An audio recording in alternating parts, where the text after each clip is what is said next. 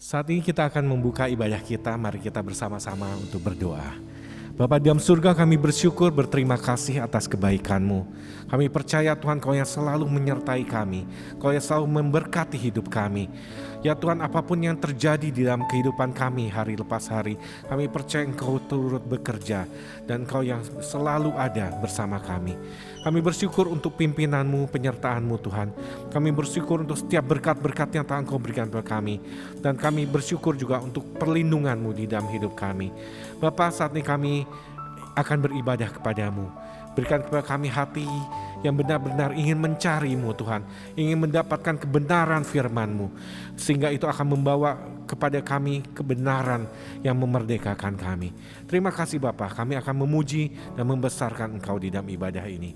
Terima kasih Tuhan Yesus, di dalam nama Tuhan Yesus Kristus kami berdoa, haleluya, amin. Shalom saudara sekalian, kita bersyukur bahwa Tuhan selalu menyertai dan melindungi kita. Kita percaya Dialah perlindungan kita, Dialah kekuatan kita. Mari kita memuji Dia, mari kita meninggikan namanya. Haleluya.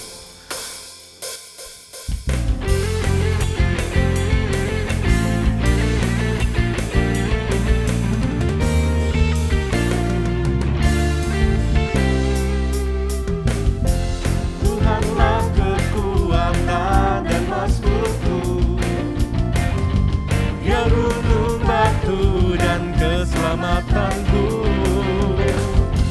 Hanya padamu hatiku percaya, Kaulah menara dan kota perlindungan. Ku mau selalu bersyukur, sebab cinta-Mu padaku takkan pernah berubah.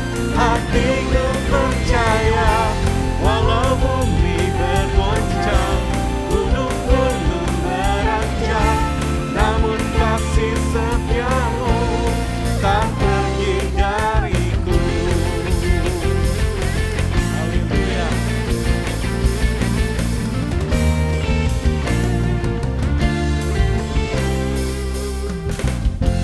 Tuhanlah kekuatan dan mazmurku, Dia gunung batu dan keselamatanku. Hanya padamu hatiku percaya, Kaulah menara dan kota perlindungan. Ku mau selalu bersyukur, sebab cinta-Mu padaku takkan pernah berubah. Hatiku percaya, walau bumi bergoncang, gunung-gunung beranjak, namun kasih setia-Mu tak pergi dariku. Ku mau selalu bersyukur, sebab cinta-Mu padaku takkan pernah berubah. Hatiku percaya, walau bumi bergoncang, gunung-gunung beranjak, namun kasih setia-Mu tak pergi dariku. Ku mau selalu bersyukur, sebab cinta-Mu padaku takkan pernah berubah. Hatiku percaya, walau bumi bergoncang, gunung-gunung beranjak, namun kasih setia-Mu tak pergi dariku. Kasih setia-Mu tak pergi dariku. Kasih setia-Mu tak pergi dariku. Haleluya.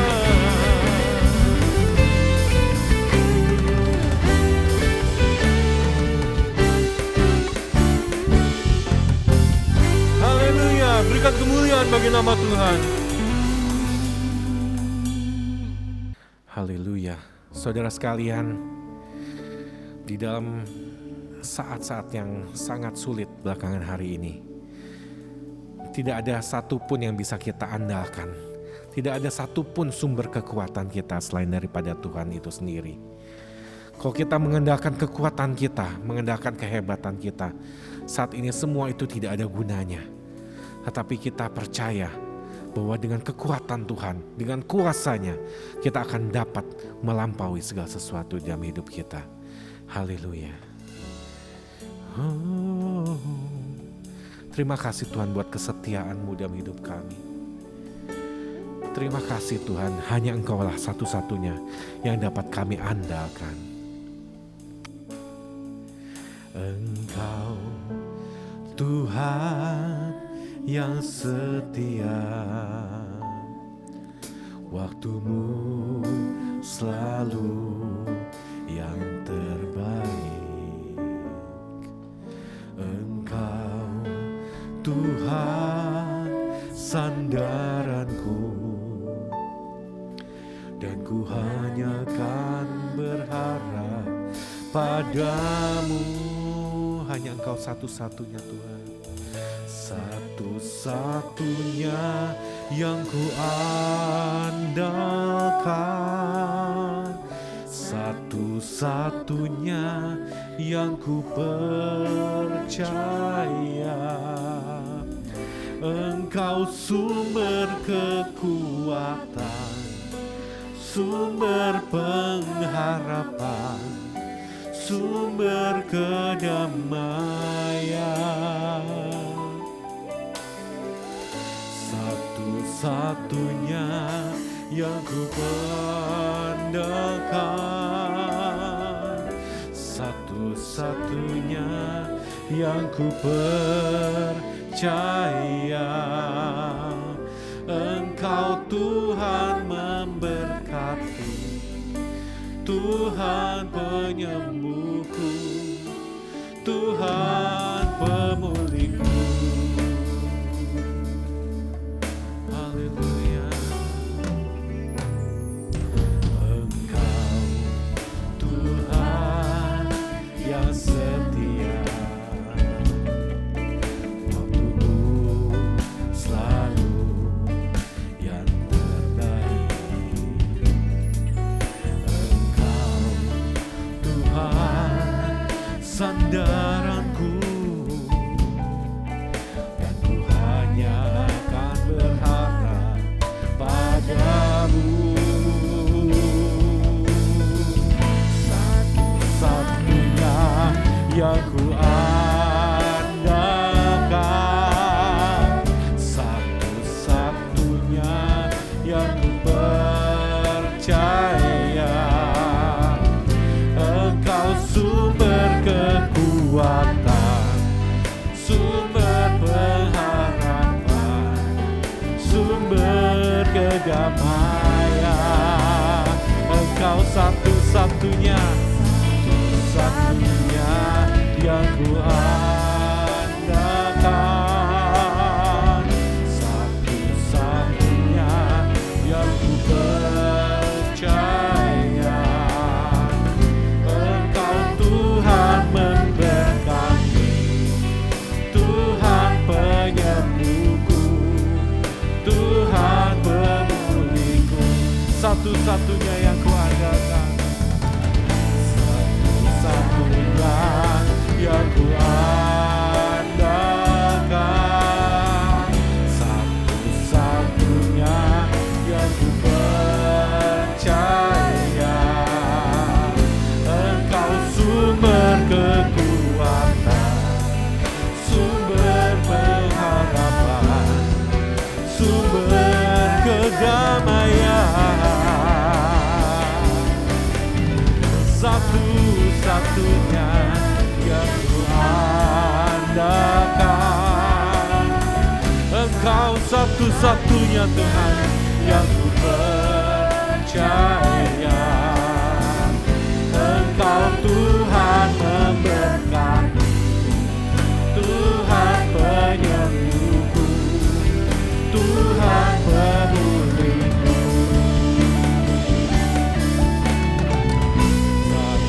Satu-satunya yang ku andalkan, satu-satunya yang ku percaya.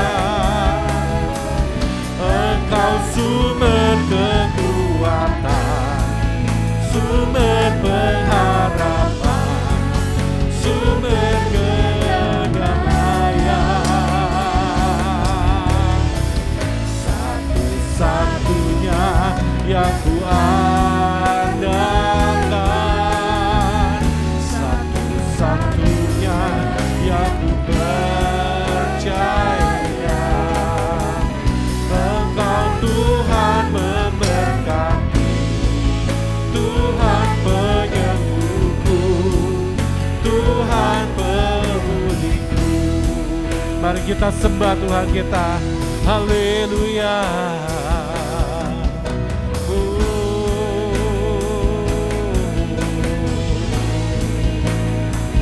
Kami sembah Engkau Tuhan.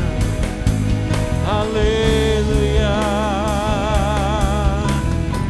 Engkau penyembuhku, Engkau pemulihku, Engkau sumber kekuatan di dalam hidupku. Hanya Kau tempat kami berharap, hanya Kau tempat kami bersandar. Tuhan, di hadirat-Mu ku rasakan kedamaian.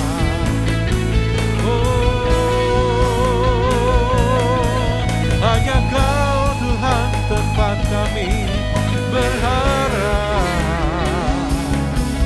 Haleluya, haleluya. Terima kasih, terima kasih Tuhan. Terima kasih Tuhan. Engkaulah tempat kami berharap. Engkaulah tempat kami menaruh kepercayaan kami Tuhan. Sebab Engkaulah pelindung kami. Engkau telah menara kekuatan kami. Oh Tuhan, hanya Engkau yang dapat kami andalkan.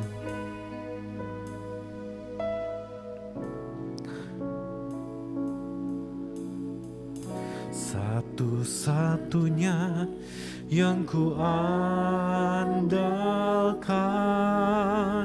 satu-satunya yang ku percaya. Engkau sumber kekuatan, sumber pengharapan, sumber kedamaian. Satu-satunya yang ku andalkan, satu-satunya yang ku percaya.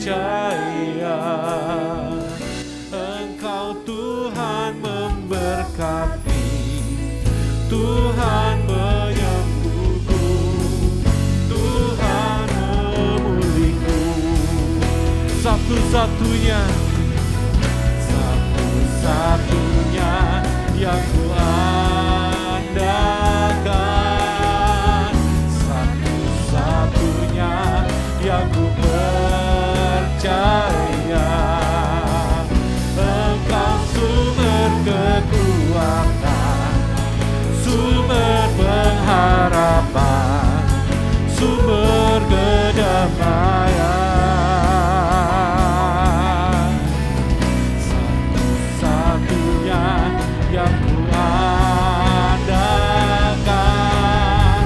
satu-satunya yang ku percaya. Engkau Tuhan memberkati, Tuhan penyembuhku, Tuhan pemulihku. Engkau Tuhan memberkati, Engkau Tuhan memberkati, Tuhan penyembuhku, Tuhan pemulihku. Engkau Tuhan memberkati, penyembuhku.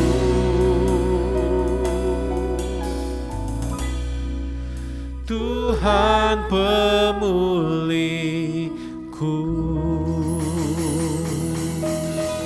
Mari kita satukan hati untuk mendengarkan firman Tuhan. Bapa di dalam surga, kami bersyukur karena kami tahu Tuhan Kau yang selalu melindungi kami. Hanya Engkau lah yang dapat kami andalkan di dalam kehidupan kami. Meskipun saat ini Tuhan situasi di luar sungguh mengerikan, tetapi kami percaya Kau yang selalu melindungi dan menjagai anak-anak-Mu. Oleh karena itu Tuhan, kami butuh tuntunan-Mu di dalam hidup kami. Dan saat ini kami rindu untuk mendengarkan firman-Mu. Sebab firman-Mu itu ada kekuatan dan terang bagi jalan kami. Terima kasih Bapa. Engkau sertai hamba-Mu yang akan menyampaikan firman-Mu. Kiranya semua yang disampaikannya berasal dari-Mu saja Tuhan. Sehingga ini menjadikan kekuatan bagi kami, menjadikan kesegaran bagi roh kami. Dan sehingga memberikan kepada kami Tuhan tuntunan untuk dapat menjalani hidup kami sesuai dengan kehendak-Mu. Terima kasih Bapa. Di dalam nama Tuhan Yesus Kristus kami berdoa. Haleluya. Amin. Baik. Hari ini saya akan menyampaikan firman dengan judul Hidup Merugikan Jadi Berguna. Filemon pasal 1 ayat 9b sampai 11 berbunyi demikian.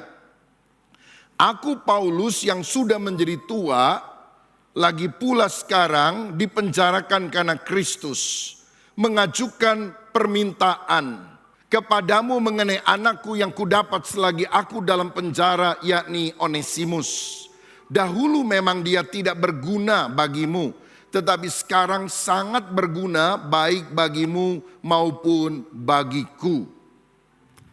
Saudara-saudara, saya pernah membaca kisah tentang seorang yang bernama Teddy Hung. Dia adalah bos triad Hong Kong, mafia internasional.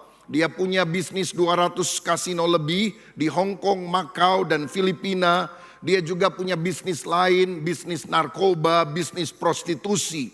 Satu kali dia ditangkap polisi masuk ke dalam penjara, tapi di penjara itu justru dia mengeluarkan biaya besar merenovasi penjara sehingga kamarnya seperti di hotel bintang 5. Istri Teddy Hung ada 4, pacarnya belasan, banyak artis Hong Kong.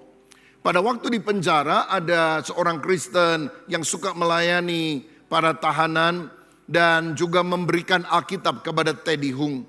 Teddy Hung bilang, saya nggak percaya Yesus, saya nggak butuh Tuhan kamu. Saudara, tetapi pendoa ini selalu setia, dan satu kali ketika berpapasan dia sempat ngomong begini kepada Teddy. Teddy, kamu orang yang sangat terkenal di Hong Kong, tapi kalau kamu mati kira-kira orang akan mengenal kamu sebagai apa ya? Pertanyaan itu membuat dia tidak bisa tidur, apalagi memang dia depresi, insomnia. Dan dia pikir benar ya, saya kalau mati akan dikenal sebagai raja judi, sebagai orang yang menghancurkan banyak rumah tangga, karena mungkin orang juga karena bisnis prostitusi kemudian menjadi bercerai, ada yang bunuh diri karena bangkrut akibat kalah berjudi. Waduh, tidak nyaman sekali sebutan itu. Dan saudara, di tengah kegelisahan hatinya, dia cari Alkitab yang dia pernah terima itu, dan kemudian dia pegang dan dia bilang, kalau Tuhan itu benar-benar ada, kalau Yesus adalah Tuhan, saya ingin bisa tidur. Karena dia sangat tersiksa oleh insomnianya. Belum sempat mengucapkan kata amin, dia sudah tertidur, baru besoknya bangun. Itu sebabnya dia mulai percaya kepada Tuhan. Dan apa yang terjadi setelah percaya? Usahanya mulai bangkrut. Bisnis haramnya tidak lagi jalan dengan baik. Dia mulai gelisah, Tuhan macam apa ini yang membuat aku makin bangkrut ketika aku percaya. Tapi seorang pembimbing rohani mengingatkan bahwa dia sedang dibersihkan oleh Tuhan. Dia kemudian lepas dari penjara mengganti bisnisnya menjadi bisnis klinik kesehatan yang maju, diberkati dan bisa menghidupi keluarganya. Dia ceraikan 3 istri yang lain, dia hidup dengan istri yang sah. Seluruh pacar-pacarnya dia putuskan. Dan akhirnya dia menjadi seorang yang membuka gereja khusus untuk kaum gangster. Karena dia percaya gangster pun membutuhkan Yesus. Dan banyak di antara mereka yang kemudian diselamatkan. Hidup yang merugikan orang bisa dirubah menjadi hidup yang sangat berguna. Itulah karya Kristus dalam hidup kita. Hari ini kita membaca kisah ada seorang bernama Onesimus, budak Filemon, orang kaya yang tinggal di kota Kolose. Satu kali Onesimus ini mencuri uang dan kabur, padahal dia adalah budak daripada Filemon. Rupanya dia tertangkap dan kemudian dimasukkan penjara di Roma.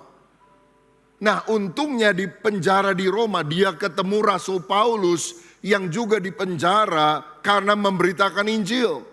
Dan itulah awal dari pertobatannya. Dia percaya kepada Yesus, hidupnya diubahkan. Tapi lebih daripada hidup yang diubahkan, Paulus sebagai mentor rohaninya kemudian menyuruh Onesimus balik kembali ke Kolose, ketemu lagi sama tuannya, minta ampun, membereskan masalah. Dan karena Onesimus takut, karena hukuman pada waktu itu bagi budak yang lari adalah hukuman mati, saudara sekalian. Maka dia menyertakan anak rohani yang lain yang bernama Tikhikus membawa surat yang ditulis sendiri oleh Paulus agar Filemon menerima bukan lagi sebagai budak tetapi sebagai saudara. Dan Filemon menerimanya dan akhirnya Onesimus ini menjadi pelayan Tuhan. Saudara-saudara, dari sini kita melihat bahwa hidup yang merugikan, maling, bisa berubah jadi seorang pelayan Tuhan. Saya percaya seburuk apapun masa lalu saudara, Tuhan memiliki masa depan yang indah untuk kita sekalian. Tuhan merencanakan untuk kita sungguh-sungguh bermanfaat, berguna untuk banyak orang dan membawa keharuman nama Kristus. Siapa yang rindu hidupnya dipakai juga sedemikian. Boleh angkat tangan, berikan tepuk tangan yang meriah untuk Tuhan kita. Nah, tapi bagaimana caranya supaya kita bisa berubah dari hidup yang merugikan menjadi hidup yang bermanfaat, yang berguna, yang berbuah untuk kemuliaan Tuhan. Yang pertama kuncinya kita harus mengenal Kristus. Saya yakin orang yang berjumpa dengan Kristus, orang yang lahir baru, hidupnya akan berubah. Saudara-saudara, Onesimus kalau nggak ketemu Yesus dia tetap maling. Bahkan mungkin di penjara dia belajar dari maling lain supaya bisa mencuri lebih hebat dan tidak tertangkap. Saudara, tetapi hidupnya berubah karena dia lahir baru. Saulus adalah seorang penganiaya jemaat. Dia ketemu Yesus, dia berubah menjadi Paulus, rasul yang menanam banyak gereja. Wanita Samaria yang sudah 5 kali bersuami dan sekarang kumpul kebo dengan suami orang, berjumpa dengan Yesus menjadi penginjil yang memenangkan seluruh Samaria bagi kemuliaan nama Tuhan. Saudara, masa lalumu mungkin buruk, ada lembar-lembar hitam yang mungkin engkau ingin lupakan, tetapi itu mengganja di dalam hati. Tuhan dengan kuasa darahnya sanggup menghapuskan masa lalu kita yang buruk dan memberikan masa depan yang gilang gemilang. Alkitab berkata, sekalipun dosamu merah seperti kirmisi, aku akan menjadikannya putih seperti salju. Sekalipun berwarna merah seperti kain kesumba, akan menjadi putih seperti bulu domba. Bagi orang yang bertobat, ada pengampunan. Nah, yang menarik saudara, di dalam proses pengenalan kepada Kristus, dia dibimbing oleh seorang mentor yang bisa menjelaskan kepadanya tentang kebenaran firman dan men-sharingkan perubahan di dalam hidupnya. Dia adalah Paulus. Paulus juga punya beberapa anak rohani yang mendampingi dia dalam penjara. Dan itu menciptakan sebuah atmosfer komunitas dan iklim yang sehat bagi pertumbuhan. Onesimus pernah gagal, maling. Tetapi saya mau bilang, kegagalan bukan sesuatu yang final dalam hidup kita. Kegagalan hanyalah sebuah peristiwa yang bisa diperbaiki. Cuma jahatnya manusia kalau sudah lihat temannya gagal sekali, dicap seumur hidup. Tuhan gak demikian. Thomas ketika Yesus bangkit, dia gak datang di dalam persekutuan anak Tuhan. Lalu dia gak percaya bahwa Yesus bangkit. Itu kan karena gak kebaktian seminggu lah istilahnya. Tapi ketika minggu depannya kan dia datang saudara. Dan dia ketemu Yesus, dia percaya kepada Yesus. Nggak percaya cuma beberapa hari, percayanya seumur hidup. Tapi kita kalau ingat Thomas selalu ingat akan ketidakpercayaannya kepada Tuhan. Padahal itu cuma terjadi sekali. Selanjutnya Thomas percaya kepada Tuhan, setia, bahkan dia menjadi seorang pemberita Injil yang mati syahid di India. Dia mendirikan gereja di sana yang sampai sekarang disebut sebagai Mar Thoma, gereja yang dirintis oleh Rasul Thomas. Petrus pernah menyangkal Yesus 3 kali. Tapi kemudian Tuhan memulihkan hidupnya. Dia menjadi seorang pemberita kabar baik. Dia berkhotbah pada hari Pentakosta dan gereja Tuhan berdiri. Saudara, saya mau katakan, di dalam Kristus kita adalah ciptaan yang baru. Yang lama sudah berlalu, sesungguhnya yang baru sudah datang. Jangan terus dihantui oleh kegagalan masa lalu. Ingatlah apa yang Tuhan akan kerjakan dalam hidup saudara kini dan masa yang akan datang. Tetaplah intim melekat kepada Tuhan. Hidup yang tidak berguna menjadi berguna untuk Dia. Haleluya. Yang kedua, saya melihat hal yang kita harus lakukan supaya kita sungguh-sungguh beralih dari satu kehidupan yang merugikan menjadi bermanfaat, menguntungkan bagi banyak orang. Setelah mengenal Kristus, kita juga harus melakukan rekonsiliasi. Artinya pemulihan hubungan dengan orang yang pernah bersengketa atau kita rugikan. Ayat 15-17 berkata demikian. Sebab mungkin karena itulah dia dipisahkan sejenak daripadamu, supaya engkau dapat menerimanya untuk selama-lamanya. Bukan lagi sebagai hamba, melainkan lebih daripada hamba, yaitu sebagai saudara yang kekasih. Bagiku sudah demikian, apalagi bagimu, baik secara manusia maupun di dalam Tuhan. Kalau engkau menganggap aku temanmu seiman, terimalah dia seperti aku sendiri. Di dalam suratnya Paulus bilang kepada Filemon, tuan daripada Onesimus, terimalah dia kembali, bukan lagi sebagai budak, tapi sebagai saudara. Kalau kamu menerima aku, terimalah dia juga. Dan Paulus mendorong Onesimus balik kembali ke Kolose. Padahal itu perjalanan yang sangat jauh, melintasi laut saudara. Hanya supaya apa? Kedua pihak yang pernah berselisih gak enak karena ada masalah-masalah di belakang, di waktu yang lalu, itu dipulihkan hubungannya. Saudara, kita juga harus demikian. Kalau kita ingin menjadi orang yang berguna, kita mungkin pernah salah sama seseorang. Dan selama bertahun-tahun kita nggak pernah bereskan. Saya dorong saudara melalui firman Tuhan, orang Kristen yang baik melakukan rekonsiliasi. Membenahi relasi yang tidak baik pada masa lalu, sehingga itu tidak menjadi ganjalan untuk kita pada masa yang akan datang. Karena banyak orang yang kemudian hidup dalam kepahitan. Setiap kali dia ngomong tentang seseorang, apalagi nama orang yang pernah menyakiti itu disebutkan, waduh, itu kepahitannya muncul. Dan siapa yang rugi? Bukan orang lain. Yang paling rugi adalah diri kita. Jadi kalau saudara punya masalah dengan seseorang, datangi orangnya, selesaikan masalahnya. Walaupun mungkin engkau malu. Dan kalau saudara yang salah mungkin dimaki-maki, kemana aja lu? Gua pikir udah mati, ternyata masih hidup lu ya. Oh bisa orang ngomong begitu, gak apa-apa saudara sekalian.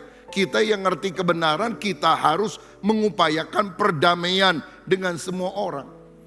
Dan kalau perlu kita difasilitasi oleh seorang mediator, pengantara. Bahkan kalau mungkin dia mendampingi kita.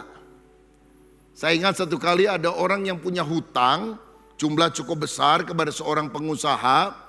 Dan sejak itu dia ngilang, saudara sekalian. Ditelepon gak diangkat, di SMS gak dibalas, didatangi rumahnya, udah pindah ke tempat yang lain. Sampai lebih kesel itu orang yang kasih utang.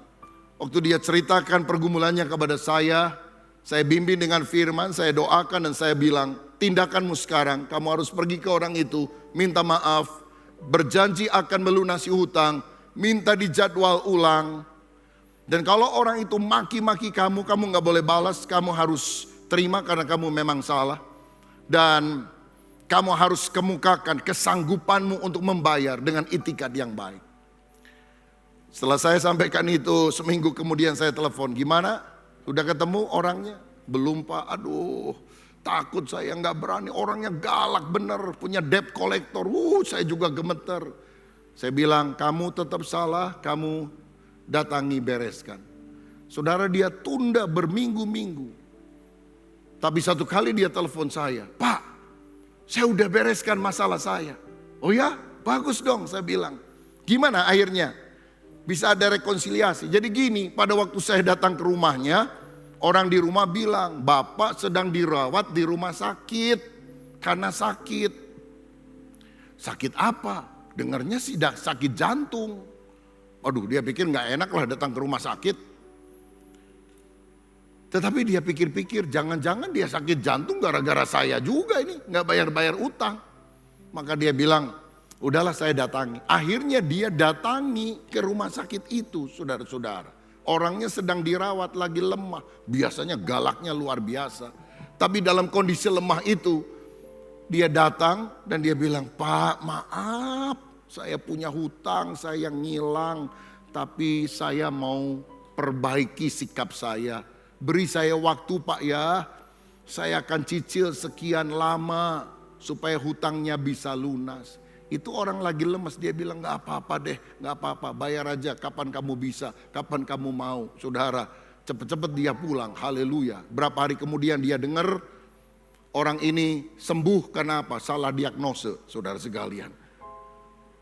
Saya bilang gini, bener kan kalau kamu berani melangkah, ada yang gak kepikir itu bisa terjadi. Tapi sikapmu harus bener. Kamu jangan jadi siluman, ngilang. Kamu harus bereskan, ada rekonsiliasi.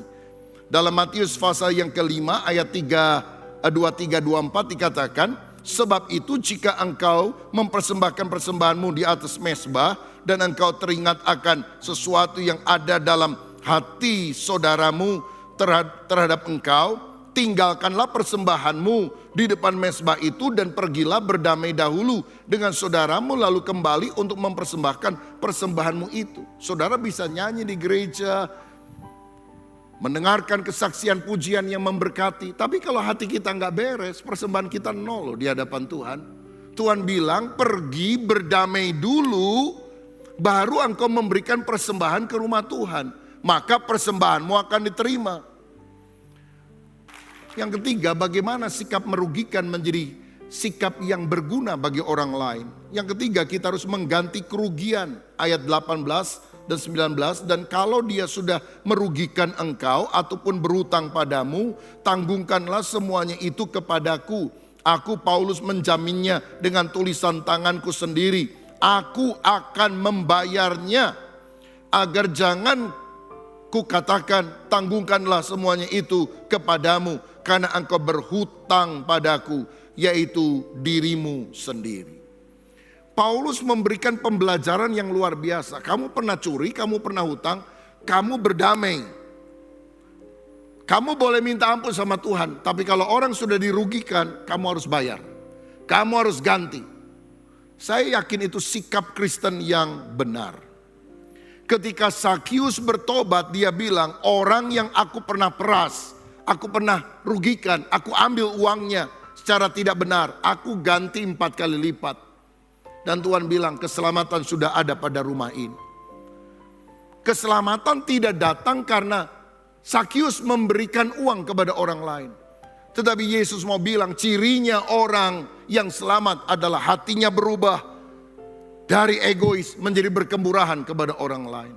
Dia mau mengganti, melakukan restitusi, penggantian kepada orang yang pernah dia rugikan. Kalau saudara pernah konflik sama orang dan urusannya karena duit, saudara datang coba rekonsiliasi, bereskan. Dan kalau memang saudara pernah merugikan orang, saya mau bilang saudara gak cukup minta ampun sama Tuhan. Begini ya, kalau saudara misalnya sudah nikah, lalu satu kali kita membayangkan berhubungan seksual dengan orang lain. Lalu kita mengaku, kita merasa bersalah, kita ngaku dosa. Nggak usah ngaku sama orang itu, saudara. Apa kaitannya? Tapi kalau saudara merugikan orang, utang nggak bayar, mungkin 10 juta, 100 juta, atau berapa. Engkau nggak cukup cuma minta ampun sama Tuhan. Minta ampun kepada Tuhan adalah jalan yang pertama. Tapi kedua, bereskan. Kan dia dirugikan, saudara harus datang. Jangan yang utang lebih galak dari orang yang memberikan pinjaman. Itu bukan sikap Kristiani yang baik. Ada orang yang udah utang lalu ngilang, saudara. Dicari-cari gak ketemu. Setelah 2-3 tahun ketemu berpapasan di sebuah mall. Langsung ini yang punya uang bilang, kemana kamu? Utang kok gak dibayar? Ini orang bilang, wah puji Tuhan sekarang saya jadi orang Kristen. Dulu kan saya belum.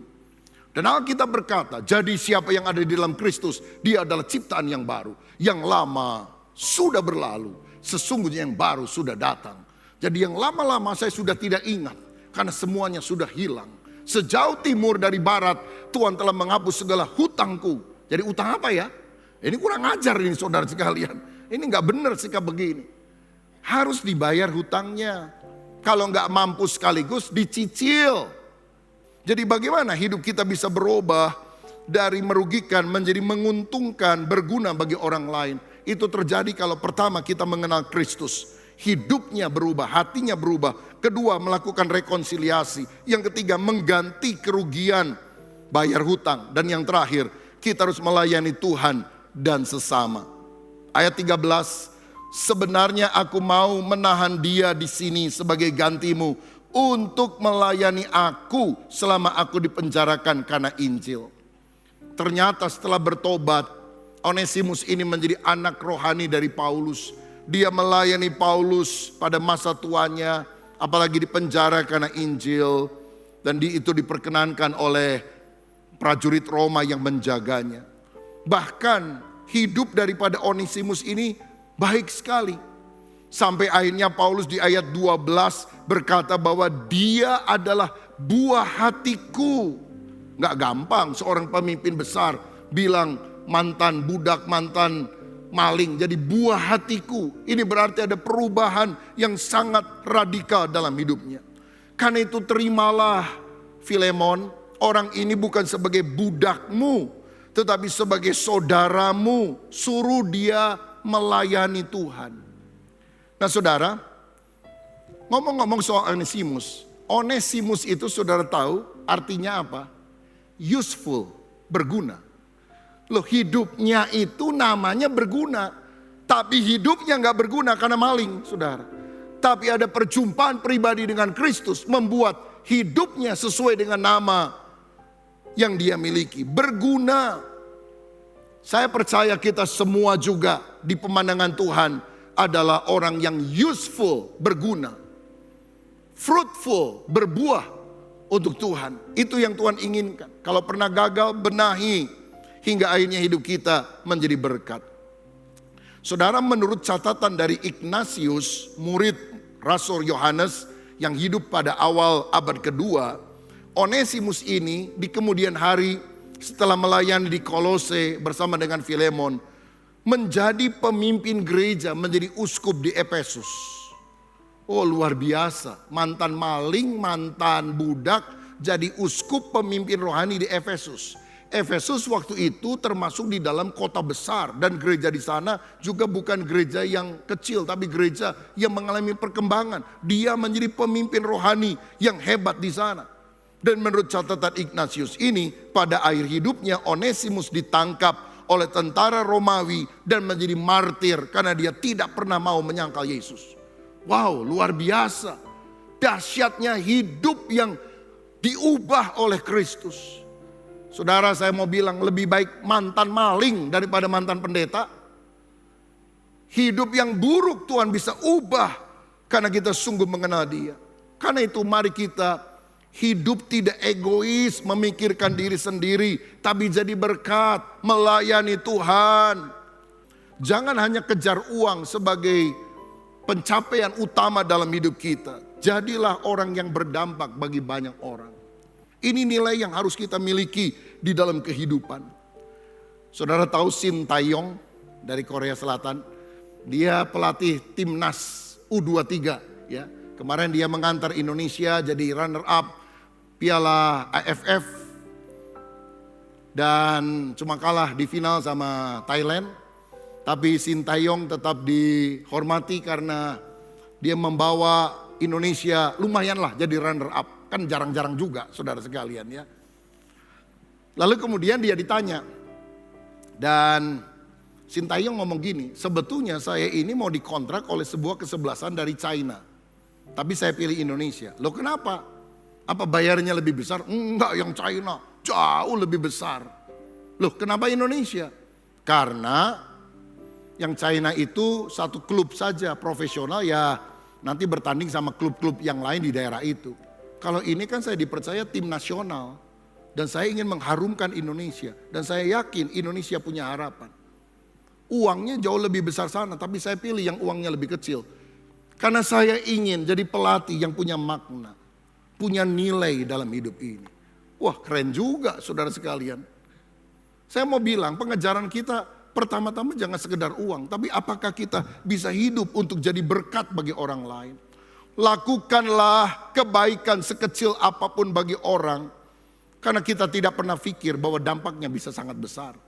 Saya iri dengan kisah ini. Satu kali ada seorang yang cukup kaya, saudara sekalian. Dia minta perahunya itu bisa diperbaiki oleh seorang tukang cat karena catnya sudah pudar. Harga disepakati, lalu kemudian orang ini mulai ngecat. Dan ketika dia mulai ngecat, dia lihat bahwa ternyata ada satu bagian di perahu tersebut yang berlobang. Dan ini berbahaya. Dan itu tidak termasuk dalam perjanjian karena dia kan disuruhnya cuma ngecat. Tetapi dia nggak ngomong, dia bereskan saudara, dia perbaiki walaupun itu bagian yang mestinya lebih sulit daripada sekedar mengecat saja. Setelah selesai, dia kasih tahu orang yang menyuruh dia nggak ngomong soal lobang itu, dia mendapatkan uang sesuai perjanjian, selesai.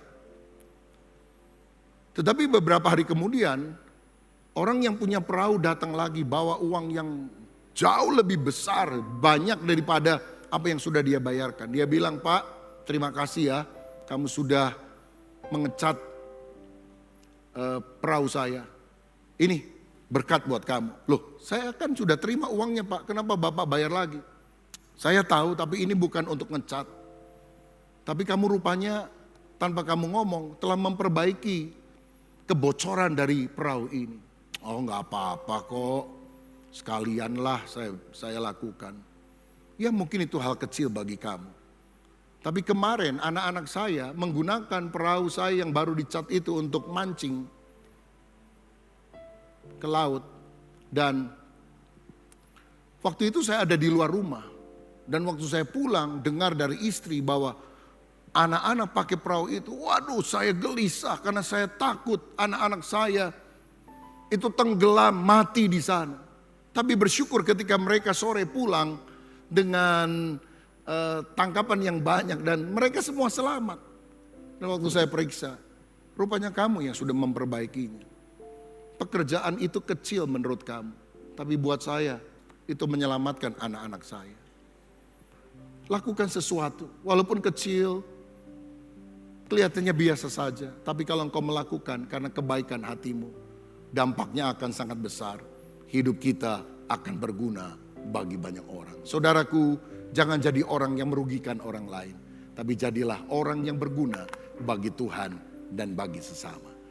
Tuhan Yesus memberkati kita semuanya.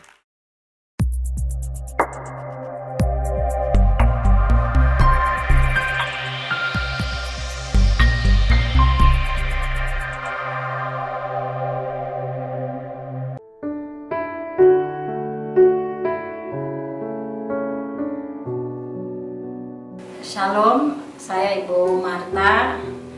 Saya juga baru bergabung di Jemaat GBI Beta Harapan Indah ini. Puji Tuhan, lawatan Tuhan buat saya pribadi, buat anak-anak saya, buat suami saya juga itu luar biasa. setelah mengikuti doa 10 hari juga, Tuhan memang memberikan kuasanya itu luar biasa dahsyat banget. Dari adik saya Markus, Tuhan udah lawat luar biasa.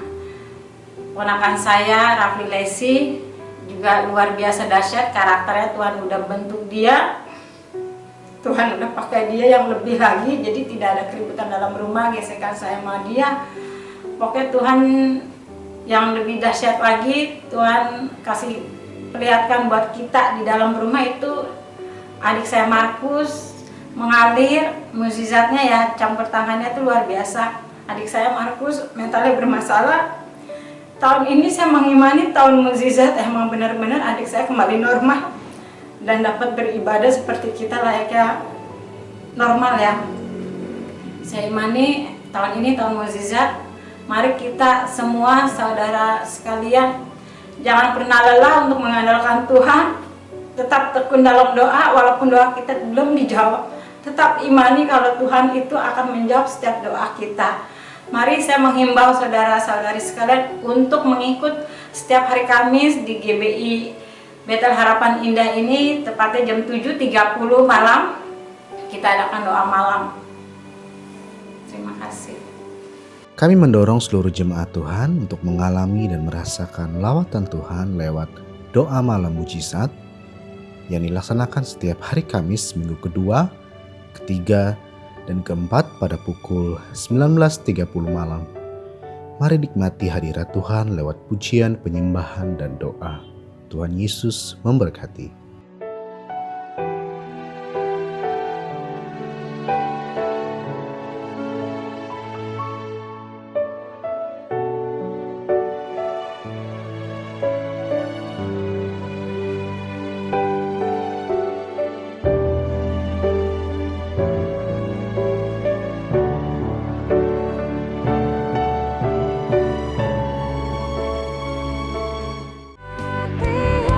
Mari memuji dan menyembah Tuhan bersama-sama dalam Worship Night. Dulu, sekarang, dan selamanya. Thank you Jesus, Kau tunjukkan kasih. Yang diadakan pada Kamis 28 Juli jam 7.30 malam, live on YouTube channel GBI Betel. Disertai renungan malam bersama Pendeta Dr. Rubin Adi Abraham. Hidup dalam pengharapan, bagian keempat. Bapa, Kau setia.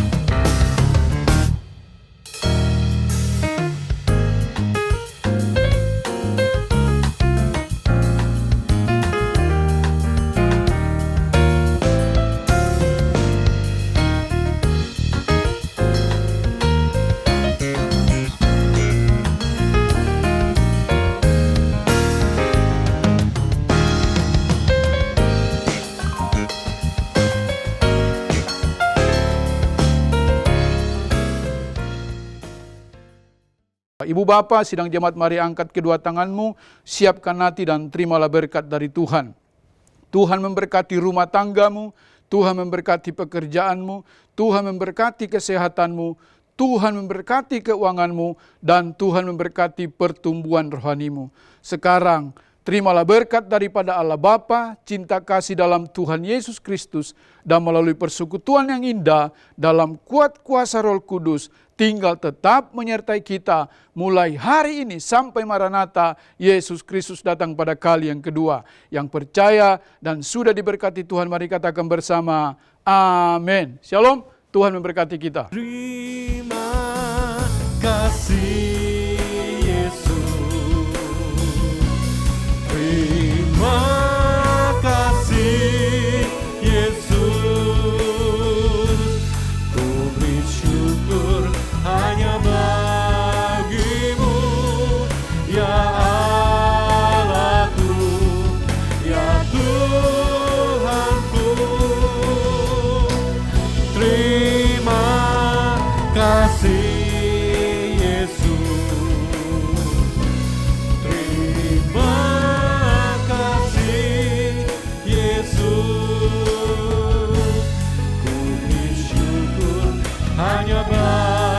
bagimu. Terima kasih Yesus.